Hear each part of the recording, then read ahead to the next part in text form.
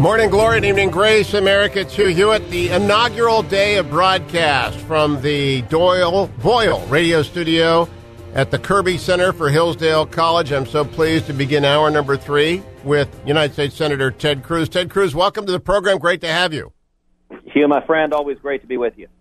Now, I am not going to rehash the von Hindenburg debate. That one's in the books, and we know what went wrong. Although I must say, when I see you going around saying you want to have a debate with Rush, Sean, and Mark Levin, I get my feelings are a little hurt, Senator.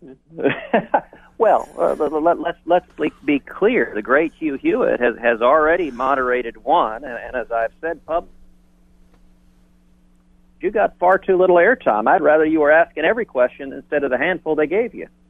Well, I'm going to try and right the ship from last week by sticking to economics, because you published on the day of the disastrous debate a tax plan in the Wall Street Journal, which really ought to have driven the debate that night. Let's tell people about the central aspect of the Ted Cruz tax plan. Well, it is a simple flat tax. And so for a family of four, the first $36,000 in income, you pay zero taxes, zero income tax, zero payroll tax, zero nothing. Beyond that, everyone pays a flat 10%, and that applies across the board so that the hedge fund billionaire pays the same rate as his secretary instead of paying less as they often do now. In addition to that, go ahead. That has great appeal. I am curious, though, about the VAT tax side on businesses, so I thought you were going to get there next, so I'm sorry for interrupting you. That's exactly where I'm going. In addition to the 10% flat tax on individuals, there's a 16% business flat tax. Now, it applies to all businesses, whether giant corporations or small mom and pops, and it's simply it is business revenue, net capital investments, and expenditures, and those two taxes together fund the entire tax system. And again, one of the great advantages of the business flat tax, right now you have giant corporations that have armies of accountants and lobbyists that sometimes end up paying little or no taxes. With the 16% business flat tax, every company pays the same tax rate. It is fair across the board and applies uniformly to everyone. What is the revenue impact of the Cruz tax plan? Is it revenue neutral, revenue positive, revenue negative? It is not revenue neutral, so the Nonpartisan Tax Foundation scored the plan, as they have for everyone who's introduced their plans. In a static picture, which is assuming, contrary to reality, that there are no growth effects, this is a $3.6 trillion tax cut, so it is a tax cut from current rates.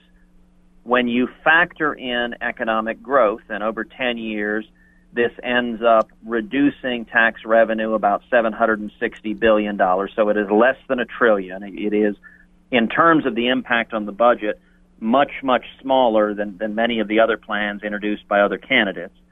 But the thing that is powerful about this, Hugh, is the growth effects. The Tax Foundation shows that this 10% flat tax, which allows you to abolish the IRS, move to a simple flat tax, would produce 4.9 million new jobs over the next decade, that it would increase capital investment by 44% over the next decade, that wages would go up, and critically, for every single income bracket, from the very poorest to the very richest, every income decile would see at least a 14% increase in after-tax income, which to put specifics on that, if you're a single mom, you're making $40,000 a year, struggling to provide for your kids, a 14% increase means an additional $5,600 a year after taxes. That is real money to transform the ability for you to provide for your family, and I think it's why a simple 10% flat tax that abolishes the IRS is such a powerful growth machine. Now, Senator Cruz, coming up after the break, I'm going to be joined here at the Kirby Center by Morton Kondracki and Fred Barnes. They've written a new book about Jack Kemp called The Bleeding Heart Conservative Who Changed America.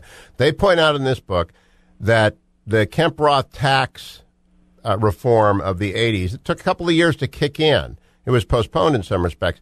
Will the deficit go deeply red in the first couple of years of the Cruz tax plan before those so-called growth effects kick in? It will not. And listen, this is designed to occur in conjunction with regulatory reform, in conjunction with pulling back federal regulations and sound money. And if you look to the Reagan model, when Reagan did that, part of the reason it took a while for the Reagan tax cuts to take effect is they were phased in, so they didn't really kick in until 83. And by 84, the economy was booming, growing 7.2% a year. My simple flat tax was designed in close consultation with Art Laffer, who, as you know, was Reagan's economic advisor who helped design those the Reagan tax cuts. And this is a plan designed to get back to the kind of booming economic growth that not only gets more and more people jobs, not only raises their wages, but ends up increasing government revenue, because a booming economy means you pay less on welfare, less on unemployment, less on food stamps, and you're making more on taxes from people actually working and providing for their families.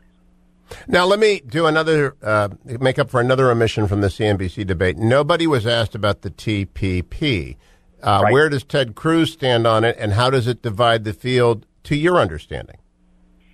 Well, there's no doubt that TPA and the TPP will divide the field. I am going to wait to read the actual text of the TPP, which has not been handed over to the Trans-Pacific Partnership, to see what is in it. I will confess a considerable degree of skepticism right now. I believe in free trade, but I voted against TPA, and that's an area where there's a difference. So, for example, Marco Rubio, who's in the Senate, he voted in favor of TPA. I voted against it. So there's a clear difference in terms of records among the candidates on this. And I voted against TPA because I was concerned, number one, about President Obama abusing his power to use trade agreements to undermine our immigration laws. And number two, because wrapped up with the trade agreement was, I believe, a corrupt deal to reauthorize the Export-Import Bank, which is a classic example of corporate welfare and cronyism. And I think we should pursue free trade, but we should do so with American interest first. And in particular, if you look at countries like China that are engaged in currency manipulation, that are blocking our imports from coming into their country, I think we need a far more vigorous president to open up foreign markets and to make sure we're competing on a level playing field. Now, Senator Cruz, you know you and I disagree on XM, but this isn't about the moderator or the questioner. It's about the candidate. So let me close by asking, I'm gonna tip my hand on the December debate if it still hangs together, and I think it will.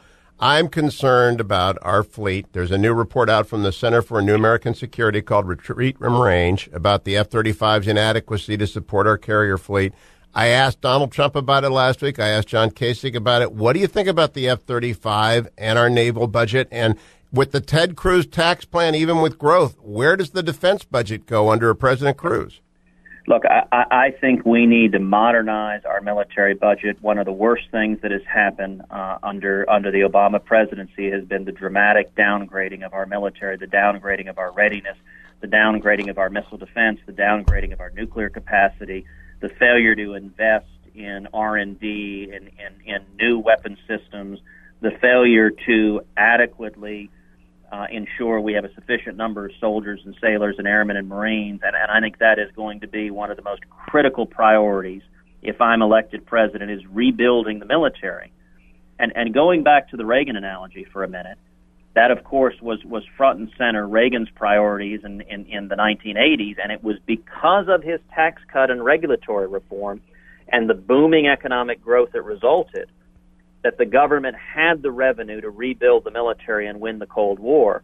And let me note, just going back for 1 second, if I can, Hugh, to the question you asked previously, because it actually connects, when you talk about TPP and China and the tax plan, one of the real virtues of my simple flat tax is the 16% business flat tax is border adjustable, which means if a U.S. manufacturer is exporting goods, they don't pay that 16%, which gives our manufacturers a tremendous advantage in exporting goods, that they don't pay that. And on the flip side, all imports pay that 16% business flat tax so that they compete on a fair playing field with the U.S. producers who are selling in the American market. That will have a dramatic impact expanding our exports and helping U.S. manufacturers compete more effectively by putting American companies on a level playing field. And this is all about eliminating cronyism, eliminating the power of Washington, and treating everyone fairly and equally.